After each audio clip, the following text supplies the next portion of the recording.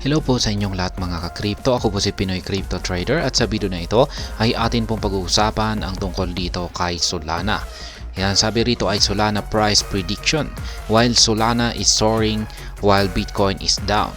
Ayan, ano nga ba ang dahilan kung bakit si Solana ay umaangat naman po siya? Pero pagdating naman po kay Bitcoin ay bumabagsak. Kaya yan, atin pong aalamin ang posibleng dahilan dito at yung price prediction na rin po para kay Solana. At ayan, bago po tayo magpatuloy ay nais ko lamang po munang bigyang linaw ang aking disclaimer kung saan ang nilalaman po ng video na ito ay hindi po ito isang financial advice. For education and information purposes lamang po ang layunin nito.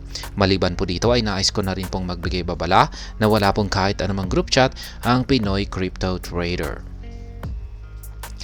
At ayan, while Bitcoin and other altcoins have experienced significant volatility, Solana has shown remarkable resilience.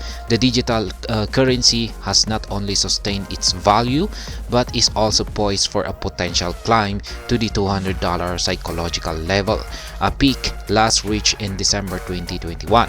However, investors remain vigilant as a break below the 133.80 support level could invalidate this bullish thesis. Kaya ayan, si Bitcoin at maging ang ibang mga altcoins ay nakakaranas po ng matinding volatility kung saan ay ang mga ito ay nagsisibagsakan. Pero pagdating po rito kay Solana ay kakaiba po yung kanyang price trajectory, sapagkat ito po ay nagpapakita ng kahangahangang resilience.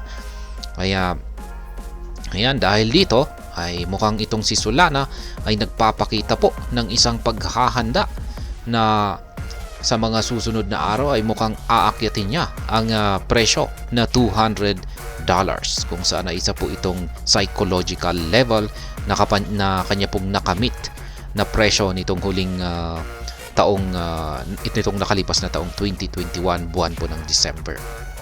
Kaya yan, yun nga lang, at sabi po ng ilang mga analyst ay mai-invalidate daw ang bullish na prediction na ito kay Solana kung sakaling nabasag yung support line po niya rito or support level niya sa presyong $133.80.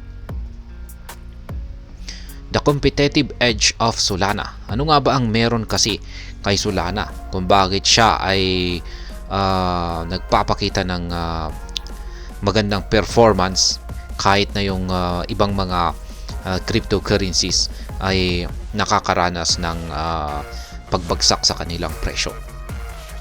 Ayan, Solana's standout performance can be attributed to its competitive edge over Ethereum, primarily due to lower transaction fees.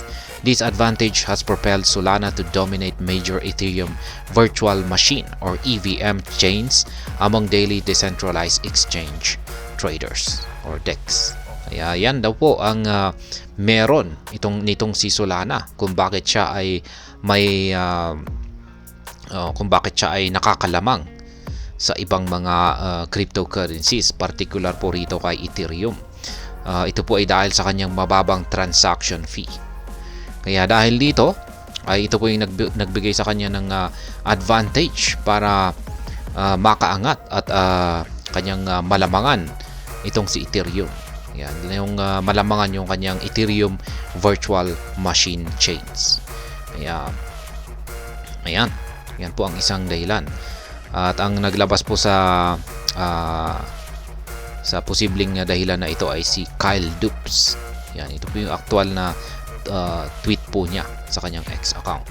Sol dominates major EVM chains for daily DEX traders. Yan, dahil sa meron daw po itong low fees at thriving meme coin community. Yan, ang titindi po kasi ng mga meme coin ni Solana.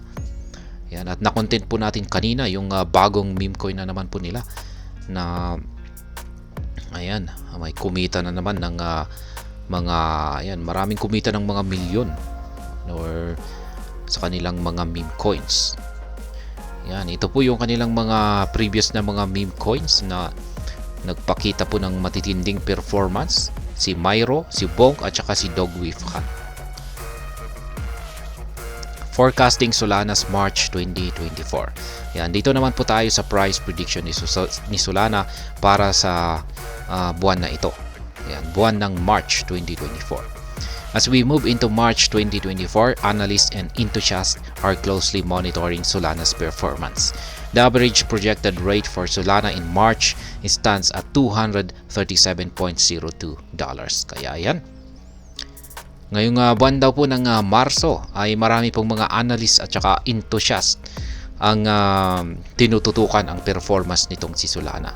At base po sa mga projection ng majority ng mga analysts at saka enthusiasts na ito, ang magiging performance daw po ni Solana ngayong buwan ng Marso ay magkakaroon ito ng average price na $237.02. Yan po ang tungkol sa balitang ito kay Solana. Yan ang price prediction at kung bakit po siya patuloy na umaangat samantalang yung buong crypto market ay nagsisibagsakan. At hanggang dito na lamang po tayo sa video na ito mga ka-crypto. Sana po ay inyong nagustuhan ang aking paliwanag sa video na ito. Kung inyo po itong nagustuhan, pakiclick lamang po ang like button nito. Para naman po sa mga bago lamang dito, kayo po ay aking inaanyayahan para mag-subscribe. Pakiclick na rin po ang bell icon nito dahil ito po ang siya magsisilbing notification nito sa mga bago kong videos na akin pong ina-upload sa aking YouTube channel na ito. Marami pong salamat sa panonood, ingat po tayo lagi at God bless po sa ating lahat.